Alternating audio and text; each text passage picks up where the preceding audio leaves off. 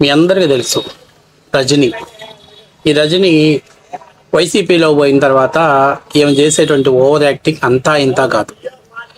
ఆమె మొత్తం ఏందో జగన్మోహన్ రెడ్డి గారు వస్తే రాష్ట్రంలో అసలు ఎవరిని బయట తిరగనివాడు, ప్రజాస్వామ్యం మొత్తం లేపేస్తాడు, కూనీ చేస్తాడు, మర్డర్ చేస్తాడు. అసలు జగన్మోహన్ రెడ్డి గారు తలుచుకుంటే ఎవరిని వదిలిపెట్టడు. అంటే నాకు అర్థం కాని విషయం ఏంటంటే ఎవరిని భయపెడుతున్నారు ఇక్కడ అంటే జగన్మోహన్ రెడ్డి వస్తే విధ్వంసం అనేది ఇండైరెక్ట్ గా మీరు చెప్పేస్తానే ఉన్నారు. మరి ప్రజలు ఎలా అర్థం చేసుకుంటారో ఒకసారి మనం కూడా చూడాలి. అయితే తాజాగా ఆమె బుచ్చే చౌదరి గారి గురించి మాట్లాడింది. అట్లాగే పెంబసాని గారి గురించి, గల్లా జయదేవ్ గారి గురించి కూడా ఆమె మాట్లాడింది. ఇప్పుడు చాలా ముఖ్యమైన విషయం ఏంటనంటే విధ్వంసం చేయాలనుకుంటే 1 గంట చాలు. జగన్మోహన్ రెడ్డిని, వైసీపీ కార్యకర్తల్ని, నాయకుల్ని రాష్ట్రం నుంచి పరిగెత్తించాలంటే 1 గంట సమయం చాలు. 1 గంట. కానీ దాని ప్రభావం రాష్ట్ర అభివృద్ధి మీద పడుద్ది. అందుకని చెప్పేసి తెలుగుదేశం పార్టీ వాళ్ళు చాలా వరకు పార్టీ నాయకుడు కూడా సమన్వయం పాటిస్తున్నారు. ఇదేదో చాతకంతరం అనుకుంటున్నారు మీరు. సరే, ఒకసారి అక్క ఏం మాట్లాడుతుందో ఒకసారి మనం వీడియో చూద్దాం. ఫస్ట్ టైం మీరు కానీ మన ఛానల్ చూస్తున్నట్లయితే సబ్స్క్రైబ్ చేస్తారని మనస్ఫూర్తిగా కోరుకుంటున్నా. అట్లాగే నా వీడియో మీకు నచ్చినట్లయితే లైక్ చేస్తారని, షేర్ చేస్తారని, అలాగే ఈ మిత్రులకి, కుటుంబ సభ్యులకు చేరవేస్తారని హైప్ బటన్ ద్వారా కొద్దిపాటి ప్రోత్సాహాన్ని మాకు అందిస్తారని మనస్ఫూర్తిగా కోరుకుంటున్నా. ఎందుకంటే ఈ కొద్దిపాటి ప్రోత్సాహమే మాకు చాలా ధైర్యాన్ని ఇస్తుంది. సరే, మన రజనీ ఏం మాట్లాడుతుందో ఒకసారి చూద్దాం. చూసిన తర్వాత ఆ వీడియో గురించి మనం ఫుల్ ఫ్లడ్జ్డ్గా ఎక్స్ప్లెయిన్. ఎందుకంటే ఏమో తెల్లారు లెగిసిన దగ్గర నుంచి ఏంటో జగన్మోహన్ రెడ్డి గారి మీద మరి ఇచ్చే పేమెంట్కి న్యాయం చేయాలనే ఉద్దేశంతో మాట్లాడుతుందో, లేకపోతే అంటే రాష్ట్రంలో ఒక ప్రజాస్వామ్యం దెబ్బతిన్నప్పుడు జుడిషియరీ అనేది ఒకటి ఉందనేది, ఆ జుడిషియరీలో ఆమె పనిచేస్తుందనే సంగతి ఆమె మర్చిపోయింది. సరే, ఒకసారి చూడండి. అదే బుచ్చయ్య చౌదరి గారు పంచాయతీ ఎన్నికల్లో అంత బలాబలాలు చూసుకోగల వ్యక్తి ఏటపోతులు నరికినట్టు నరుకుతానో, లేకపోతే మేమేమైనా చేసేస్తాం, మేము నరకగలము, మేము కావాలనుకుంటే చంపగలం అని అనుకున్నప్పుడు మరి పంచాయతీ ఎన్నికల్లో చక్కగా బయటకు వచ్చి తగ్గఫారు చేయాల్సింది, పంచాయతీ ఎన్నికల్లో పోటీ చేయాల్సింది. భయం కలిగిందా? ఏమైనా చేస్తారని అనిపించిందా? వాళ్ళు తలుచుకుంటే ఏమైనా చేయగలరని మీకు అనిపిస్తుందా? మరి అలా అనిపించినప్పుడు ఒకవేళ 2029కి వస్తే ఇవే మాటలు అప్పచెప్పేస్తాడుగా.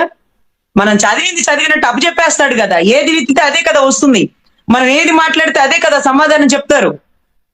ఈ రోజు అనాథరైజ్డ్ కన్స్ట్రక్షన్స్ అంటూ ఎక్కడెక్కడ కట్టడాలని కుప్పగూలుస్తుంటే, రేపు జగన్ గారి ప్రభుత్వం వస్తే, ఒకవేళ వస్తే 2029కి బుల్డోజర్లు బందర్లో తిరుగుతాయా? 365 రోజులు బందర్లో అనాథరైజ్డ్ కన్స్ట్రక్షన్ పడగొడతాయా? దయచేసి బుచ్చయ్య చౌదరి గారి మాటలు ఒకవేళ ఓడిపోతే టీడీపీ శ్రేణులని, వారి సామాజిక వర్గాన్ని కడు ఇబ్బందులు పాలు చేసే విధంగా ఉంది అని ఆయన మనస్సాక్షికి తెలుసు సార్. అదే ఇలాంటి మాటలు, ఇలాంటి పోసుకోలు మాటలు అవంటది ఏంటి? అనాథరైజ్డ్గా కడితే తప్పేంటి? కడితే కూల్చేస్తారా? అలా కూల్చేస్తే రేపు జగన్మోహన్ రెడ్డి ప్రభుత్వం వస్తే బుల్డోజర్లు బందర్ మొత్తం తిరుగుతాయి, ఎక్కడ వదిలిపెట్టవు, ఎక్కడ కనపడితే అక్కడ కూల్చేస్తాం. అంటే జగన్మోహన్ రెడ్డి వస్తే విధ్వంసానికి కేర్ ఆఫ్ అడ్రస్ మేము, అలాంటిది మాతో మీరు పెట్టుకుంటారా అని చెప్పేసి మాట్లాడటం, ఇండైరెక్ట్గా మాట్లాడుతుంది ఆమె. ఇక్కడ తెలుసుకోవాల్సిన చాలా ముఖ్యమైన విషయం ఏంటంటే 2019 ముందు జగన్మోహన్ రెడ్డి గారు అమరావతిని కొనసాగిస్తా, యువతకు ఉద్యోగాలు ఇస్తా, రాష్ట్ర రాజధానికి అభివృద్ధి చేస్తాను, ఇలాంటి సొల్లు మాటలు చెప్తూ ప్రజలు ఓట్లు వేశారు. అక్కాయ్, నరుకుతాం, సంపుతాం, కోస్తాం, నడి బజార్లో లేపేస్తాం, కుతికలు నరికేస్తాం అంటే ఎవడో ఓట్లేలా. ప్రజావేదికను కూలుస్తానని జగన్మోహన్ రెడ్డి రోజు మాట్లాడుంటే ఓట్లు వేసేవాళ్ళు కాదు. లేకపోతే 3 రాజధానులు తీసుకొస్తాను, అమరావతిని ఆపేస్తానంటే జగన్మోహన్ రెడ్డికి ఓట్లు వేసేవాళ్ళు కాదు. పోలవరం ప్రాజెక్టుని ఎత్తు తగ్గిస్తాను అంటే ప్రజలకు ఓట్లు వేసేవాళ్ళు కాదు. జగన్మోహన్ రెడ్డి ఆ రోజు అన్ని అభివృద్ధి చేస్తా, అన్ని రకాలుగా మీకు అండగా ఉంటా, అన్ని చేస్తానంటే ఓట్లేసాడు. ఇవాళ రప్ప నరుకుతామంటున్నాడు కదా. బరాబర్ రేపు మున్సిపల్ ఎన్నికల్లోనూ, గ్రామ పంచాయతీ ఎలక్షన్లో వైసీపీ తీవ్రమైనటువంటి దెబ్బలు తినబోతుంది. చూస్తా ఉండండి.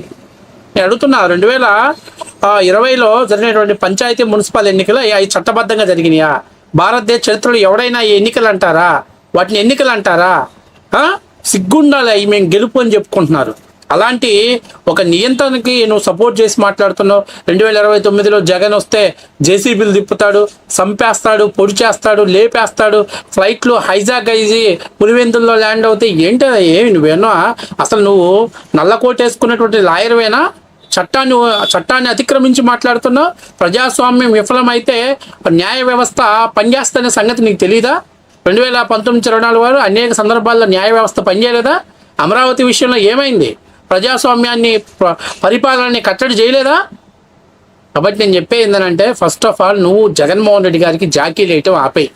ఆయన పైకి లేపాలనే ఉద్దేశంతో భయపెట్టాలి, ఎవరినో భయపెట్టాలనే ప్రయత్నాలు చేయమాక. మీరు ఎవరిని భయపెడుతున్నారు? గల్లా జయదేవి గారిని మీరు భయపెట్టారు. ఎందుకంటే ఆయన 2 సార్లు పోటీ చేసి 3వసారి నేను పోటీ చేయను అని విరమించుకున్నారు.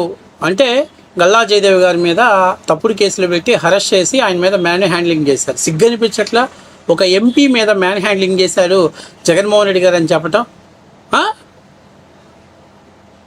అంటే అసలు మేము వస్తే అభివృద్ధి చేస్తాం, మేము వస్తే ప్రజలకు ఇది చేస్తాం, ప్రజలకు ఈ విధంగా డెవలప్మెంట్ చేస్తాం అని చెప్పే రోజులు పోయాయి వీళ్ళకి. ఎంతసేపు ఉన్నా మేము వస్తే విధ్వంసం చేస్తాం, మేము వస్తే నాశనం చేసేస్తాం, మేము వస్తే ఎవరిని బతకనియం, మేము వస్తే ఏంటో చూపిస్తాం అంటే ప్రజలు ఓట్లేస్తారా ఏంటి? మీ వైసీపీ కార్యకర్తలకి మీ పార్టీ కండా గొప్పకున్న బాగుంది, శభాష్ అని జబ్బలు జరుచుకుంటున్నారు. కానీ ప్రజలు ఎవరు సిద్ధంగా లేరు. ప్రజలు మరొకసారి జగన్మోహన్ రెడ్డి గారికి అవకాశం ఇవ్వడానికి ఎవరు సిద్ధంగా లేరు. దానికి కారణం ఏంటో అందరికీ తెలిసిన విషయమే. 2019 ముందు జగన్మోహన్ రెడ్డి అధికారం కోసం ఎన్ని నక్క వినయాలు పడ్డాడో అందరూ చూశారు. అధికారం వచ్చిన తర్వాత ఏ విధంగా రాష్ట్రాన్ని కుక్కలు జింపిన ఇస్తరగా తయారు చేశారో కూడా ప్రజలు చూశారు, యువత చూశారు, చదువుకున్న వాళ్ళు చూసుకున్నారు, ఉద్యోగస్తులు చూసుకున్నారు. ఇప్పటికి కూడా చాలామంది ఉద్యోగస్తులు పేడ విరగడైపోయింది, రాష్ట్రాన్ని పట్టింది, దరిద్రం పట్టింది, ఇంకొద్దురా బాబు ఆయన వద్దు అనే పరిస్థితిలోకి ఉద్యోగస్తులు వచ్చారు. ఆలోచన చేసుకోండి ఒకసారి మీరు. కాబట్టి నేను చెప్పేది ఏంటంటే, మీరు 2029 వరకు ఇలాగే అంటా ఉండండి. 2029 వచ్చినటువంటి రిజల్ట్స్ తర్వాత మీకు మానసిక పరిస్థితి పూర్తిగా దెబ్బతింటుంది.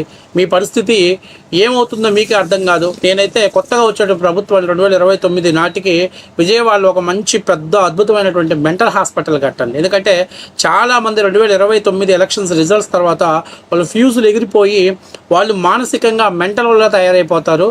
వాళ్ళకి ఏదో ఊహించుకొని వాళ్ళ ఊహకు తగ్గటువంటి రిజల్ట్స్ రాకపోవడంతో వాళ్ళకి సరైనటువంటి ట్రీట్మెంట్ చేయడానికి లండనో లేకపోతే ఎక్కడికో పంపించాలంటే ఖర్చుతో కూడుకుదు. కాబట్టి దయచేసి విజయవాడ గుంటూరు మధ్యలో ఒక బ్రహ్మాండమైనటువంటి ఒక మెంటల్ హాస్పిటల్ కడితే అందులో ఫస్ట్ జాయిన్ అయ్యేటువంటి పేషెంట్ ఎవరయ్యానంటే మన లాయర్ రజనీ గారే జాయిన్ అవుతారు. ఎందుకంటే ఆమె ఇప్పటి నుంచే జగన్మోహన్ రెడ్డికి జాకీలు బిగించి ఆయన పైకి లేపారు. కాబట్టి ఒక్కసారిగా 29 జరిగే సార్వత్రిక ఎన్నికల్లో ఆ పార్టీ కుప్పగూలిపోయి కనీసం, ఎందుకంటే ఇప్పటిదాకా జగన్మోహన్ రెడ్డి అంటే ఏంటో తెలియకముందు 64 సీట్లు ఇచ్చారు, తెలుసుకోవడానికి 150 సీట్లు ఇచ్చారు, తెలిసాక 11 సీట్లు ఇచ్చారు.